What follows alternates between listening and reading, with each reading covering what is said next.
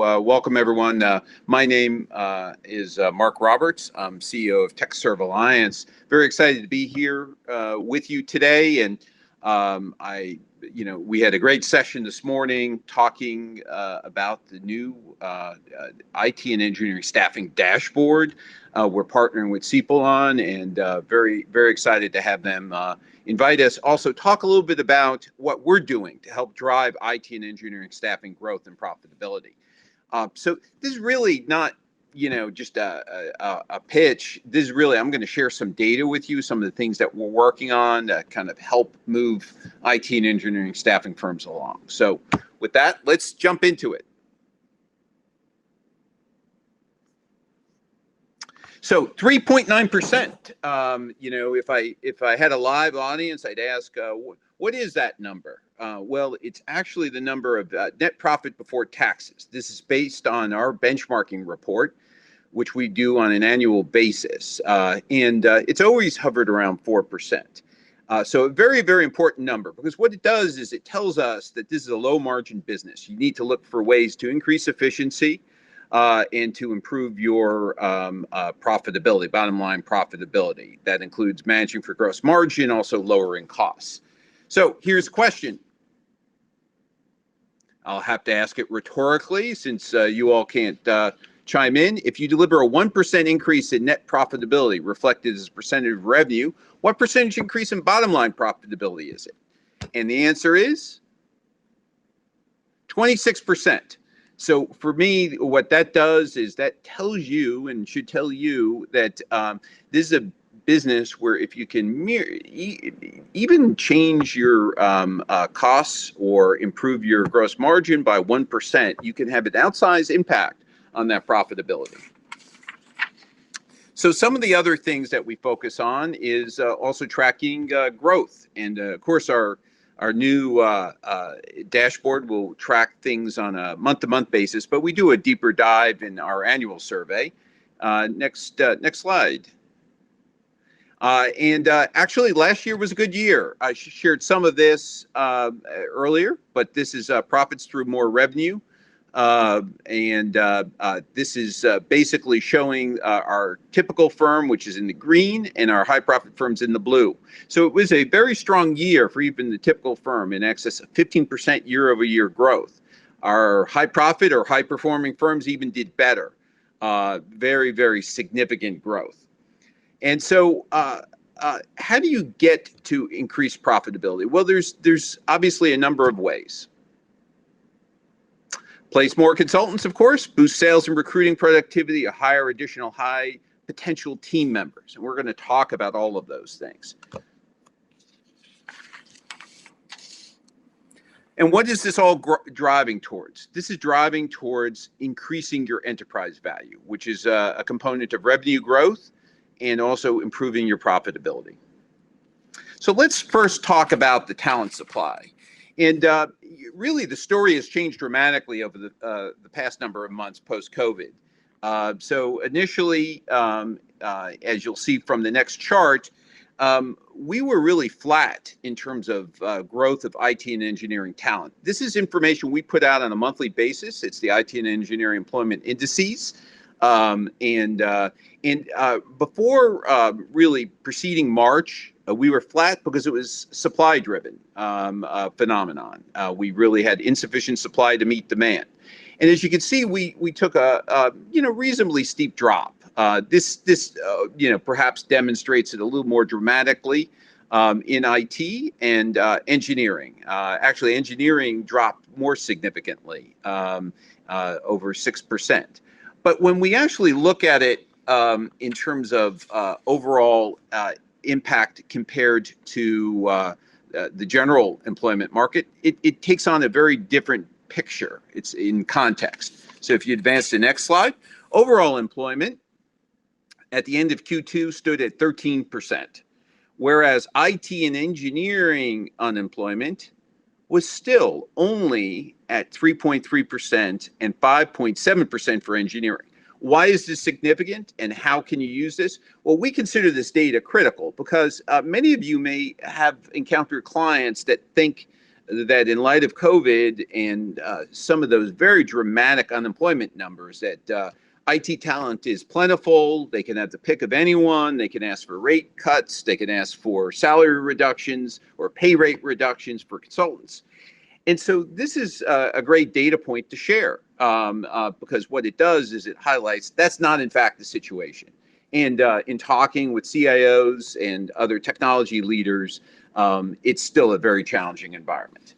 And then when we actually drill down to a number of different skill sets, what we see is, basically reflecting that more aggregate number. Computer programmers, 3.2%. Computer information systems managers, 1.8%. Other skill sets in the 3% range. So still very tight supply. That's not saying that no one's been laid off in this area. There was certainly some disruption, but some of those things are temporary. Plus, there was such pent-up demand and insufficient supply that some of that is going to be absorbed pretty quickly. Engineering looks a little different. No surprise, petroleum engineers have taken a bigger hit. Oil and gas, the oil patch is not doing well as a result of decreased demand from COVID and some things happening in terms of the competition in the oil market. There's a plentiful supply. So a little different picture in terms of engineering. So the other thing that we track, and I know of interest to many, is the H-1B issue. We lobby aggressively on it, and we've certainly seen that chilling effect. The president issued a proclamation, which won't impact most who are not seeking new H-1B petitions for individuals who've never been in the United States on a visa before. But more is coming. I don't have time to go into it, but we track these types of things on a regular basis. But what does it mean from a client perspective? If we advance to the next slide, we're hearing more and more, of course. Advance to the next slide. Trying to move through a lot of material pretty quickly. Clients are reporting 60% require all consultants to be W-2s, and many are looking to avoid H-1s because of that uncertainty created by this administration's generally anti-immigration policies. So we are really about trying to address the challenges facing IT and engineering staffing firms. And a lot of those have to do with the business opportunities and finding talent. And so we launched last year at our November conference, the Deal Center. Next slide. And the Deal Center is really a platform, a TechServe Alliance platform created to address the challenge of really partnering. How do you get together and partner? You can do it by someone you may know locally, but this really allows partnering on a national basis and to collaborate on new business opportunities.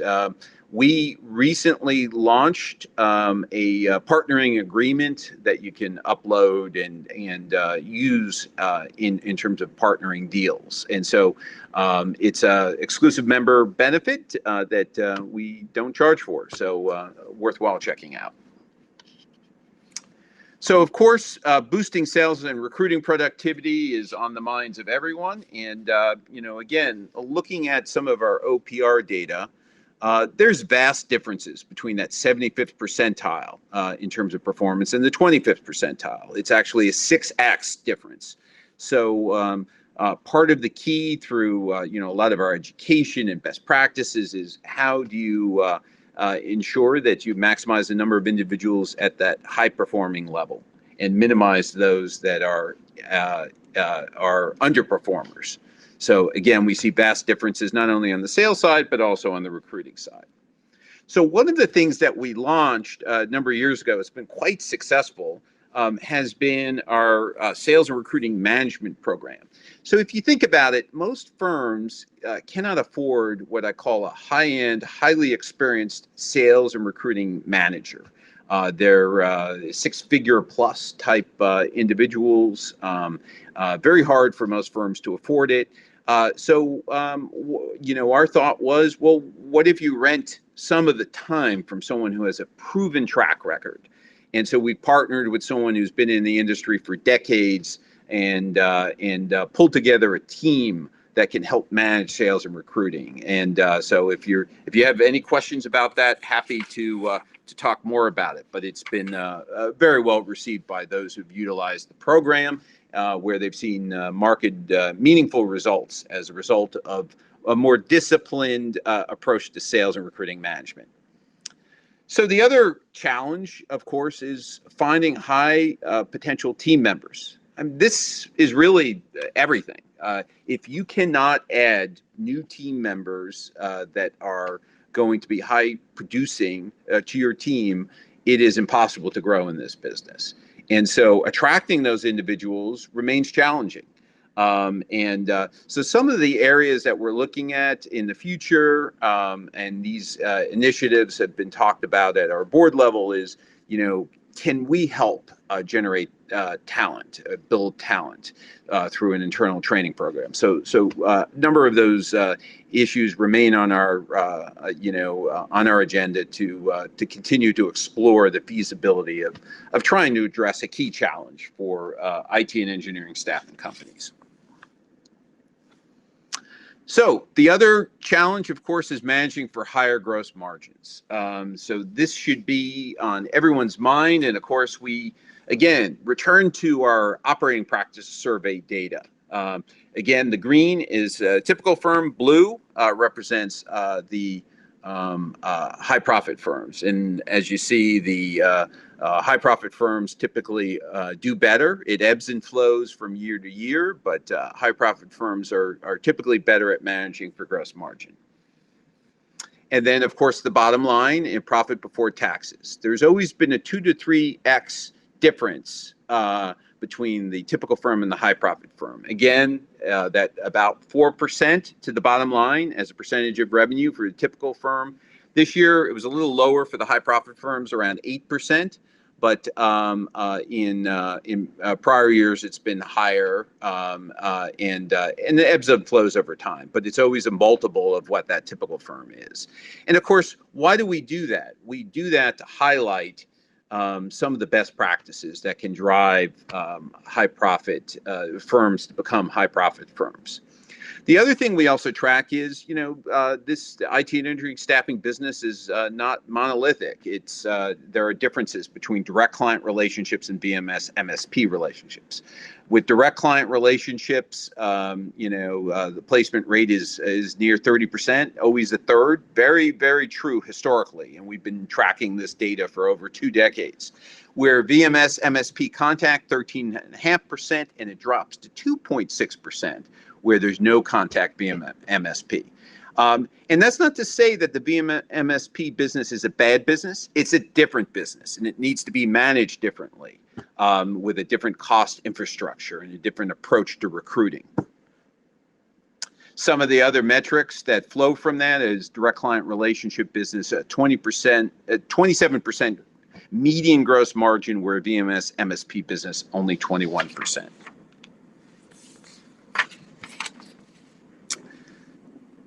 So what is it that, what's the impact in terms of how, most folks are not 100% one type or the other. Some are. What's the impact of that? Well, we see in terms of revenue change, and profit before taxes. There's no question that those that do less MSP are more profitable at the bottom line. Now, for some, if you're trying to scale very, very large, it is sometimes hard to avoid the MSP. But our goal is to try and give you the data so that you make an informed decision in terms of driving your business forward. Other things we've been doing is OPR interactive tool, taking some of that OPR data, and of course the new dashboard, which we just launched and introduced this morning with our friends at Ceipal. Other areas that we look at are sales and recruiting effectiveness, there's a vast difference between high performers and those that don't perform quite as well. If you just go back one slide, we haven't gotten. So absolutely critical when we One more. When we look at direct costs, again, that reflects that gross margin and SG&A payroll. And what you see here is high profit firms actually have lower SG&A payroll. Does that mean they pay their performers less? No. What we actually see historically is they get more productivity out of them. And that's really demonstrated on the next slide. And there's one number for you to remember, in addition to that bottom line profitability, it's this personnel productivity ratio. We find this is a very, very compelling number. Well, what is this number? Well, this reflects the efficiency or the effectiveness of generating gross profit dollars. This is how much of your gross profit is being consumed by SG&A payroll. And what it does is it really cuts across all business models. It really doesn't matter. So if you have high margin, but also high SG&A, it takes all of that into account, doesn't care about your particular ratio of sales and recruiting or how much back office you have. It takes all of that into account. And it just rolls it all up and then compares the typical firm to the high profit firm. And then basically asks, how efficient an engine are you at generating gross profit dollars? And of course, lower is better, fewer dollars going to SG&A payroll. And we see a pretty significant difference between the typical firm and the high profit firm. So very important statistic to measure. And there are various variations on that get at the same theme.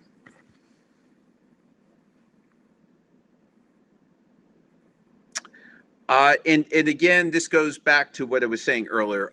All salespeople are not equal. So in addition to the OPR capturing data on an aggregate basis, the other thing we do with the OPR is we generate what's called a sales and recruiter metrics report. And this is where this is derived from that sales and recruiter metrics report. And what it shows is those top performers are a relatively small group, that orange area are reflected. I'm not sure why our legend colors don't match, but you get the gist. That 44% are generating less than $500,000 gross margin. And depending upon your business model, at least for many companies, that is probably not very profitable, may not even be above break even. So the key, of course, and this accounts for individuals who've been at a firm for less than a year, so kind of takes out the newbies.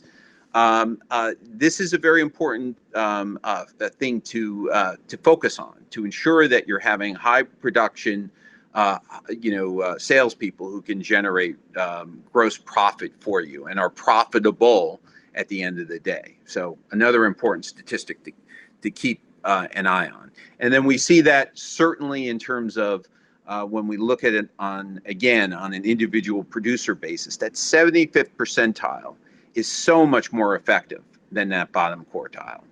The 75th percentile is 1.6 times that of the gross profit percentage, is 1.6x that of the bottom percentile. So vastly different margins. So very important to monitor that, as well as obviously productivity in terms of close rates and placements and things of that nature. So I'm going to shift gears a little bit. The other area to focus on in terms of sales and recruiting productivity, managing for gross margin, is you got to watch your costs or lowering costs. Again, it gets back to this is a low margin business. This is a 4% business. And so we have, for our typical firm, 22.5% operating expenses, and for high profit, 20.3%. Those seem very close, but they're actually vastly different. So 2.2% of revenue in a business that only drops roughly, for a typical firm, less than 4% to the bottom line. So ways to kind of hold down expenses are absolutely critical. And so we are been focused on looking at a number of ways. So one tool which we launched last year, we're really excited about, and it's a benefit of membership, is Compliance HR. This is basically compliance in a box, or really kind of a TurboTax-like system. It's powered by the knowledge base of Littler, the largest employment law firm in the country, actually the world, and an expert system. And it takes even non-HR types through a series of questions. and focuses on IC compliance, pay practices, like the rules in California. Navigator leave takes all the leave requirements that are all over the board in terms of different states and local jurisdictions. Overtime, both at the federal level and also at the state level. Onboarding, offer letters, things of that nature, non-competes that are compliant in any one of the 50 states. Policy Smart was just added. That allows you to generate a handbook that's compliant in any of the states in which you do business. And then what was even more recently added was Smart Screen. It's a COVID-19 automated employee symptom checker where they go on, fill out the symptoms, and it basically generates whether they're cleared to return to work. So really encourage folks that if they want to learn more, just give us a holler. It's a very, very powerful tool that is very expensive for anyone to try to buy on their own, but members have it as a benefit of membership. So the other area that we look at is we've been very successful in holding down insurance costs. We have a partnership with Hanover Insurance Group, and we've been highly successful. While your actual savings will depend upon exactly what your particular situation is, many folks have seen savings of up to 30%. And we've just added a couple of new enhancements, automatic endorsement covering subcontractor liability. So many on the call may actually employ subcontractors. And if you do, or multi-tier arrangements, typical policies don't cover those subcontractor arrangements. And the newly enhanced forms with Hanover do. And then there's also the availability of an additional TechServe member credit. The other area which has been long in the making and we're really excited about is our new health insurance program powered by Pandela. It's customized depending upon the size of the firm, but we've had a high degree of success at identifying significant cost savings for health insurance. So really encourage those to check it out or just reach out to us if you'd like more information. Of course, it's critical to look to diversifying lines of business. This is something that we talk about quite a bit. Again, we think that much of the press in terms of the general employment picture overstates the availability of talent in IT and engineering. And that's really been confirmed through a number of conversations I've had with CIOs and IT staffing leaders as part of events that we've put on recently. So I think there's still that supply challenge. Now, is it maybe a little easier than it was in February? Sure, but I think that's short-lived. And in many high-demand skill sets, it may not even be true now. The other area, again, this goes back to our benchmarking report, and a challenge which we've really seen play out in the context of COVID is the client concentration issue. So typical firm had almost 30% with the single largest client, 64% with of their revenue attributable to top 5 clients.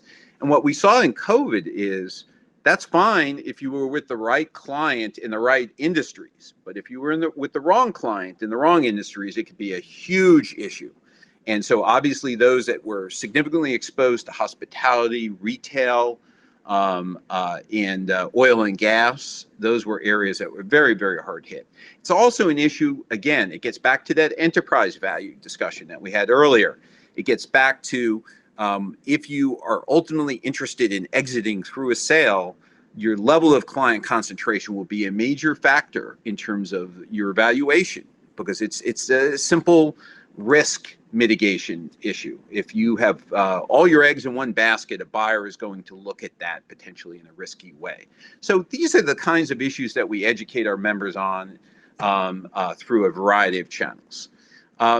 In this virtual environment, we have been putting on content in a whole host of areas, and we really see it breaking down into 4 buckets. It's finding IT and engineering talent, basically that recruiting function, not only at the recruiter level, also at the executive level, building and maintaining a strong team. So that's critical. Obviously, growth and profitability, it's critical that you have the strong team. And then executive leadership and management.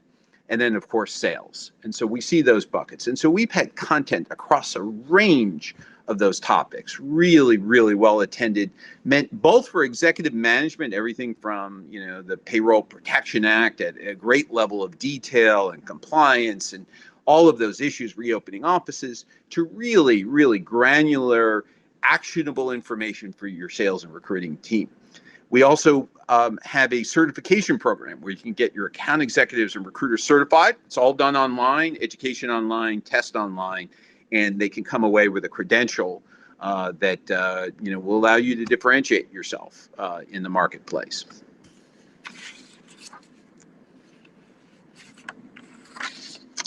At the end of the day, it is about finding ways to grow revenue and increase profitability with the goal of enhancing that enterprise value. And so, just give some thought. Are you taking all actions necessary to increase that enterprise value, to maximize how a potential buyer, whenever that may be, it could be next year or it could be in 10 years, are you taking all those actions to increase the value of your firm? And that's kind of gives you a sense of some of the things that we're doing to help members and assist them in enhancing their value proposition to their client, their teams, and to an ultimate buyer.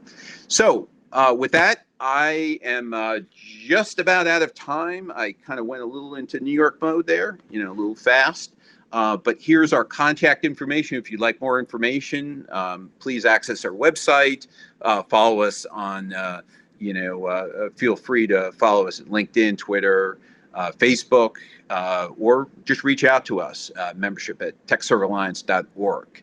We look forward to hearing from you. Again, want to really thank our friends at Ceipal for inviting us to give this presentation, and looking forward to hopefully serving folks in the future. Thank you.